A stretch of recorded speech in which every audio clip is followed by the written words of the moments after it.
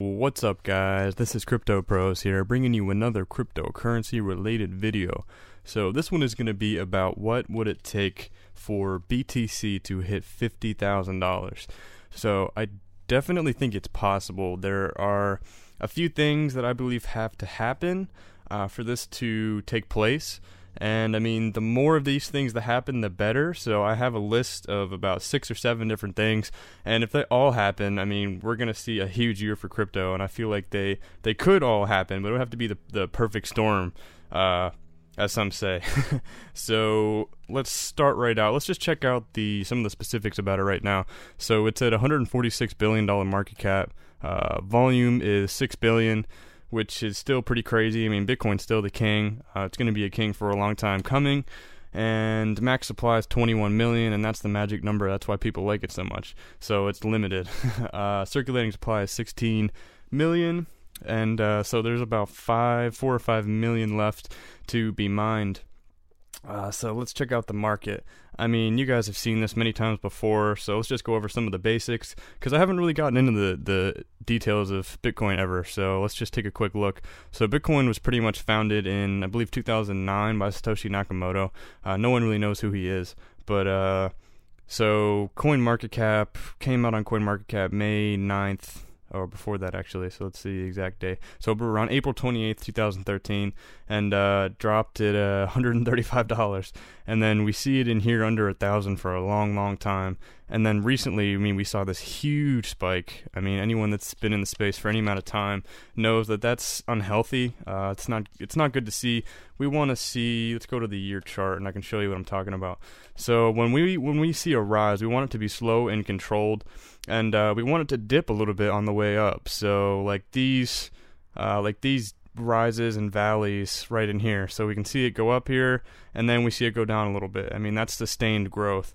And then we see a drop here from like 4.6 down to about 3.5. So that's good, and then it goes up again. So that's kind of the sustained growth that you want to see. And then all of a sudden we see this huge spike from like 6.3 all the way up to 11, and then it drops a little bit, and then it goes all the way up to like 20k. So that's the all-time high.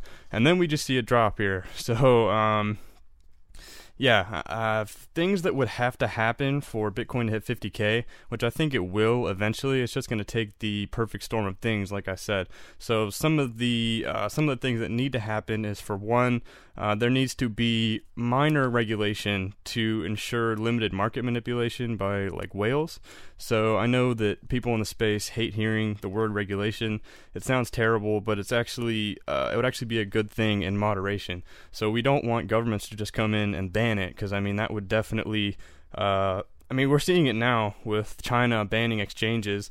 I mean, all the FUD that's surrounding Bitcoin right now, it's not good for the growth. So we don't want too much, but we also don't want too little, because like a free-for-all Wild West market like we're seeing right now can actually be bad, and we've seen that with market manipulation. So manipulation by whales, like institutional investors, it pretty much just means forcing the price up or down, and like forcing it down to cause fear, and then buying it back up drives the price up, and then that kind of gets people to FOMO in, and then that just drives the price up. They make a ton of money, and then they sell off, and then it's just a cycle. And we just kind of need a little bit of regulation, minor regulation, like I said, to kind of keep that from happening, you know. So not too much, but not too little. The second thing is government support to mitigate FUD. So like I said, with the whole China ban thing, I mean, we need the U.S. to get behind cryptocurrencies, and even if they don't, or even if these things don't happen, guys, all the things that I'm going to list here, even if they don't happen, or if 1 or 2 of them happen this year, I still think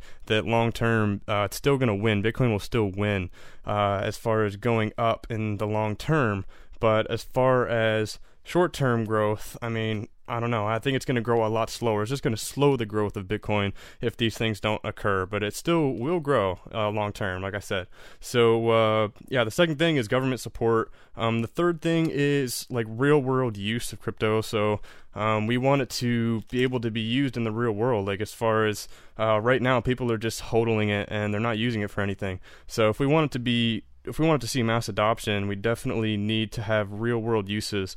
And that leads me to my next point, which is reduce fees. So we need fees to be reduced, and we need increased retail acceptance. So if more stores start accepting it and the fees come down, then it would actually make it a viable option for like an actual currency. But right now people are just holding it as a store of value, which is fine, but we need it to be a store of value and something that you can actually use.